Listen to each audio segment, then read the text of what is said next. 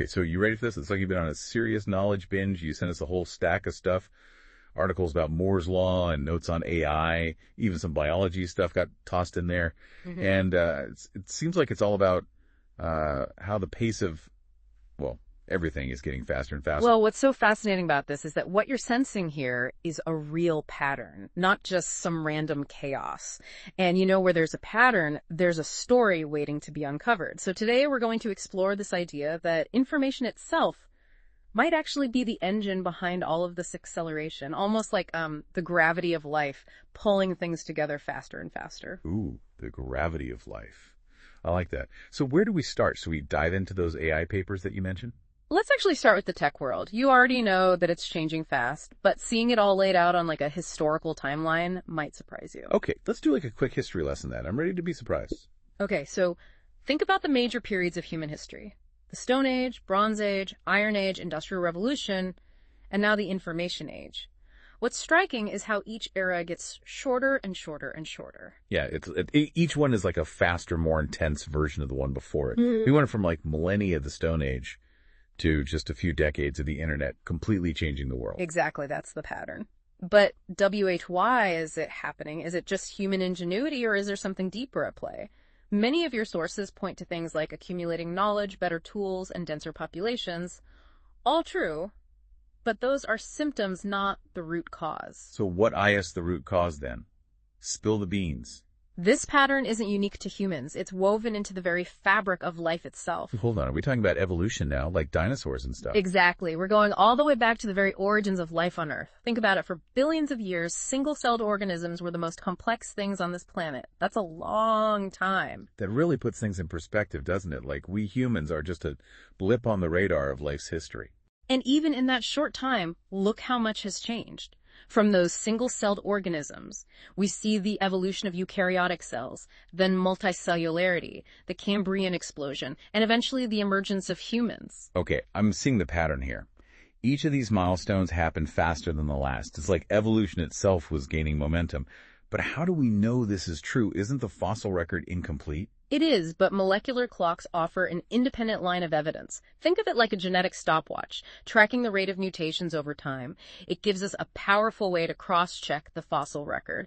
And what we see there is fascinating. This acceleration of change is woven into our very DNA. So we've got this pattern in human history, the A&D and the evolution of life.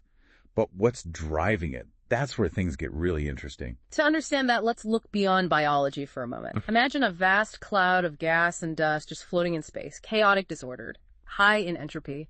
But gravity starts pulling things together, forming clumps that grow larger and larger. I see where you're going with this. It's a positive feedback loop. More mass, more gravity, pulling in even more matter. Eventually, boom, you get a star. Exactly. That star, a highly ordered, complex structure, formed from a disordered cloud. A perfect example of how a force like gravity can create pockets of order in an otherwise entropic universe. So if complexity is like the mass of life constantly increasing, what's the force pulling it all together? What's the gravity of evolution? You're going to tell me it's information, right? You're catching on. But it's far more profound than just data points. We need to understand how information shapes life itself. Okay, information is the gravity of evolution. That's a pretty wild concept. But how does that actually work? One of the sources you sent in has this amazing quote about information. It says, information. It's stranger than you think, more powerful than you can imagine. It's everywhere and nowhere, as old as time itself, yet the driving force behind the most potent tools of our age. Far more foundational to your identity than the atoms themselves is the information inside your DNA, the code that dictates how to arrange those simple carbon atoms into you. That intangible essence, a blueprint you can't even touch, is more you than your physical self.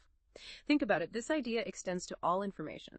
A book's power isn't the ink and paper, but the ideas woven by the arrangement of letters. The magic of your phone isn't the flow of electrons, but the information encoded within that flow, the ones and eights bringing these words to your eyes. It's in the storm of electricity in your brain that makes it this very moment of consciousness, allowing you to have this very thought. A quick glance, and we all know what information is, and yet look long enough and you can see why philosophers have been trying to pin it down precisely for millennia. How could it be so hard to define? And yet the word definition almost captures its essence. Information, I promise you, is something you'll never see the same way again. Wow, that really captures the strange power of information, doesn't it? It's so fundamental, but we still struggle to define it. Like we know it when we see it, but pinning it down is a whole other ballgame. Exactly. And that's part of what makes this so fascinating. You said earlier that information isn't a force like gravity. You can't measure it in pounds or meters. Right, it seems like a different kind of thing altogether. So how can we think of it as this driving force in evolution? Think of it like this. Information isn't a thing in itself, but it comes about from how things are arranged and interact. Like the letters on this page aren't magical on their own, but the order we put them in creates meaning. In the case of evolution, that meaning is the blueprint for life. So in a way, the information encoded in DNA is like a language that life uses to build itself, and natural selection acts on that language right, favoring organisms with the words and sentences that lead to better survival. That's a great way to put it. Organisms that can process more information have a survival advantage. They can better adapt to their environment, find food, avoid predators, and so on. Think about the evolution of the brain. Over millions of years, brains have become larger and more complex, allowing animals to process increasingly sophisticated information about the world. So it's a self-reinforcing cycle again. More complexity leads to more information processing, which leads to even greater complexity and so on. But how did we go from simple bacteria to something as complex as the human brain? Did it all happen gradually, or were there jumps and leaps along the way? That leads us to another fascinating concept from your sources, the idea of layers of complexity. Essentially, this idea suggests that the evolution of information processing has happened in distinct stages, with each stage building on the foundation of the previous one. Okay, I'm intrigued. Tell me more about these layers. How many are there? What are they like? Your sources describe 4 main layers. The first layer is copy. This refers to the ability to replicate genetic information, which is essential for life itself. Early life forms, like bacteria, were masters of copying. They could replicate their DNA with incredible accuracy, ensuring the transmission of genetic information from one generation to the next. Got it. Copy is all about the basics of heredity, making sure the blueprints for life get passed on. What's the next layer? The second layer is coordinate.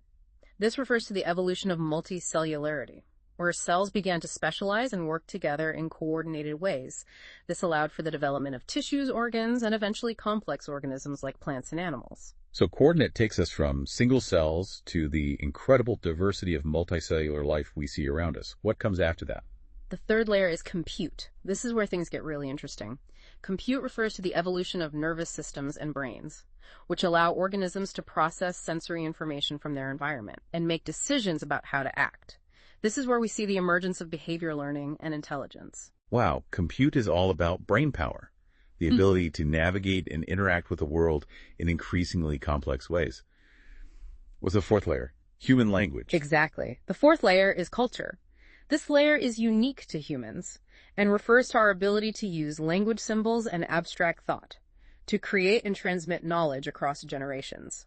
It's the layer that has allowed us to build civilizations, develop technology, and create art, music, and literature. So we've gone from simple self-replicating molecules to the incredible complexity of the human mind and culture. It's an awe-inspiring journey when you lay it out like that. But I have to ask, where do we go from here? Is this the end of the story? Or is there a fifth layer on the horizon? That's the big question, isn't it? Is culture the final chapter in this story of accelerating complexity?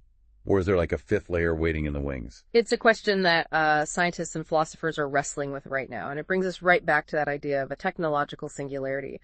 Some believe that we're on the verge of like a whole new layer, driven by AI, where the lines between human and machine intelligence blur. So we could be like witnessing the birth of a new layer of complexity right now. It's both exhilarating and a little unsettling.